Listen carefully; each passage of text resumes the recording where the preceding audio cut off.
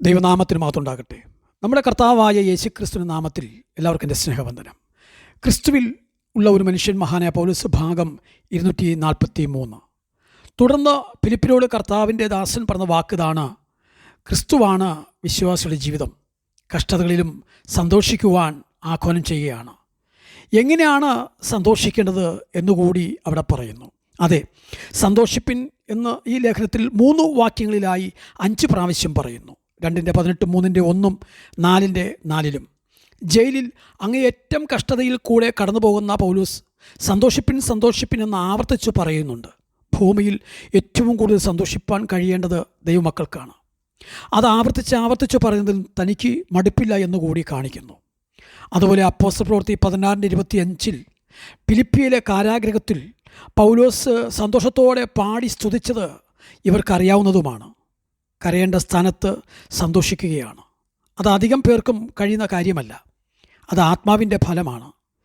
ഈ ലേഖനത്തിൻ്റെ പ്രധാന പ്രമേയം കൂടിയാണ് സന്തോഷിപ്പിൻ എന്ന ഈ പദം. മാത്രമല്ല, മറ്റൊന്നുകൂടി പൗലോസ് ഇവിടെ ഓർപ്പിക്കുകയാണ്. അത് ഈ ഫിലിപ്പിയ സഭയിൽ കടന്നുകൂടിയ ആകാത്ത വേലക്കാരെക്കുറിച്ചാണ്. വിച്ഛേദനക്കാർ, അവർ എതിരാളികളാണ്, നായ്ക്കളാണെന്നാണ് പൗലോസ് ഇവരെ വിളിക്കുന്നത്. നായ്ക്കളെ സൂക്ഷിപ്പിൻ, ആകാത്ത വേലക്കാരെ സൂക്ഷിപ്പിൻ, വിച്ഛേദനക്കാരെ സൂക്ഷിപ്പിൻ. നാമല്ലോ പരിച്ഛേദനക്കാർ. ദൈവത്തിൻ്റെ ആത്മാവ് കൊണ്ട് ആരാധിക്കുകയും ക്രിസ്തു യേശുവിൽ പ്രശംസിക്കുകയും ജഡത്തിൽ ആശ്രയിക്കാതിരിക്കുകയും ചെയ്യുന്ന നാം തന്നെ. ഇങ്ങനെയാണ് പറഞ്ഞിരിക്കുന്നത്. പുറജാതികളെക്കുറിച്ച് പറയുന്ന നായ്ക്കൾ എന്ന വാക്കാണ് പൗലോസ് ഇവിടെ ഉപയോഗിക്കുന്നത്. യഹൂദന്മാർക്കും ഇത് യോജിക്കുന്നതാകയാൽ പൗലോസ് അവരെ നായ്ക്കൾ എന്ന് വിളിക്കുന്നു. അവർ വെറും കപട വേലക്കാരാണ്. നായയുടെ അശുദ്ധിയും സൂത്രവുമെല്ലാം ഇവർക്കുണ്ട്. പരിച്ഛേദന ആചരിക്കണമെന്ന് പറഞ്ഞ സഭകളിൽ നുഴഞ്ഞു കയറിയവരാണ് ഇവരൊക്കെയും. പരിച്ഛേദനക്കാരെന്ന് അവകാശപ്പെടുന്ന ഇവർ ആ പേരിൽ അറിയപ്പെടുവാൻ യോഗ്യരല്ല എന്ന് പൗലോസ് പറയുന്നു. പരിച്ഛേദനയുടെ ആത്മീക അർത്ഥം അറിയാത്തവർ, വെറുതെ അംഗച്ഛേദം ചെയ്തവർ മാത്രമാണിവർ. അവർ വിച്ഛേദനക്കാരാണ്. ഈ പ്രയോഗം മറ്റൊരിടത്തും പൗലോസ് പറഞ്ഞിട്ടില്ല. പരിച്ഛേദനയ്ക്ക് പഴയ നിയമത്തിൽ വളരെ പ്രാധാന്യ സ്ഥാനങ്ങൾ കൊടുത്തിരുന്നു. പൗലോസ് പറയുന്നത് പഴയ നിയമം പാലിക്കാത്ത പരിച്ഛേദനക്കാരല്ല.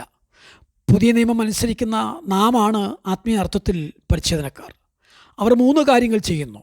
ദൈവത്തിൻ്റെ ആത്മാവ് കൊണ്ട് ആരാധിക്കുന്നു, നാം ക്രിസ്തു യേശുവിൽ പ്രശംസിക്കുന്നു. പരിച്ഛേദനക്കാർ ബാഹ്യപദവികളിലും കർമാചാരങ്ങളിലുമാണ് പ്രശംസിക്കുന്നത്. നാം ജഡത്തിൽ ആശ്രയിക്കാതിരിക്കുന്നു. പരിച്ഛേദനക്കാർ ജഡത്തിലാണ് ആശ്രയിക്കുന്നത്. അവർ ദൈവത്തിന് സ്ഥാനം കൊടുത്തിരുന്നില്ല.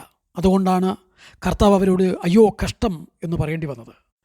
ഞാൻ ക്രിസ്തുവിനെ നേടേണ്ടതിനും ന്യായപ്രമാണത്തിൽ നിന്നുള്ള എൻ്റെ സ്വന്തം നീതിയല്ല, ക്രിസ്തുവിലുള്ള വിശ്വാസം മൂലം ദൈവം വിശ്വസിക്കുന്നവർക്ക് നൽകുന്ന നീതി തന്നെ ലഭിച്ചുവെന്നും പൗലോസ് പറയുന്നു. അതെ, ക്രിസ്തുവുമായുള്ള ബന്ധത്തിലും കൂട്ടായ്മയിലും ഇരുന്നു കൊണ്ട് അവൻ്റെ വിസ്തുല്യമായ യോഗ്യതകൾ മനസ്സിലാക്കി അത് അംഗീകരിക്കുന്നതാണ് നേടുക എന്ന് പറയുന്നതിൽ അടങ്ങിയിരിക്കുന്ന വാക്ക്. ഒരു സമയം താൻ ഇതിലും പ്രാധാന്യമേറിയതായി ന്യായപ്രമാണത്തെ പൗലോസ് കണ്ടിരുന്നു. ഇപ്പോൾ അത് തള്ളുക മാത്രമല്ല, ക്രിസ്തുവിനെ താൻ നേടിയിരിക്കുന്നു. നമ്മുടെ ജീവിതത്തിൽ നാമും കർത്താവിനെ നേടി എന്ന് പറയുവാൻ കഴിയണമെങ്കിൽ കർത്താവിനെ നമ്മുടെ സർവസ്വവുമായി അംഗീകരിച്ച് പൗലോസിനെ പോലെ പലതും തള്ളിക്കളയേണ്ടി വരും. മാത്രമല്ല, ശ്രദ്ധേയമായൊരു പദമാണ് വല്ല വിധേനയും പുനരുത്ഥാനം പ്രാപിക്കുക എന്ന പദം. കർത്താവിൻ്റെ പുനരുത്ഥാനത്തിൻ്റെ ശക്തിയെക്കുറിച്ച് തിരുവെഴുത്ത് പറഞ്ഞത് പ്രപഞ്ചം കണ്ടിട്ടുള്ളതിൽ വെച്ച് ഏറ്റവും വലിയ ശക്തിയുടെ പ്രദർശനം എന്നാണ്. പൈശാചിക ശക്തികളെല്ലാം കൂടി ഉയർപ്പിനെതിരായി നിന്നെങ്കിലും അതിനെ നിഷ്പ്രഭമാക്കി യേശു 3-ാം നാൾ ഉയർത്തെഴുന്നേറ്റു. പൗലോസ് കർത്താവിനോട് കൂടെ ഇരിക്കേണ്ടതിന് കർത്താവിൻ്റെ മരണത്തോടും ഉയർപ്പിനോടും താരതമ്യപ്പെടുവാൻ ആഗ്രഹിക്കുന്നു. ദുഷ്ടന്മാരുടെ പുനരുത്ഥാനത്തിലല്ല, കർത്താവിൻ്റെ 2ാം വരവിലെ പുനരുത്ഥാനത്തിൽ തന്നെ പങ്കുകാരനായി തീരുവാൻ പൗലോസ് വെമ്പൽ കൊള്ളുന്നു. അതെ, ക്രിസ്തു സകലവും തനിക്ക് കീഴ്പ്പെടുത്തുവാൻ കഴിയുന്ന തൻ്റെ വ്യാപാര ശക്തി കൊണ്ട് നമ്മുടെ താഴ്ചയുള്ള ശരീരത്തെ തൻ്റെ മഹത്വമുള്ള ശരീരത്തോട് അനുരൂപമായി രൂപാന്തരപ്പെടുത്തും.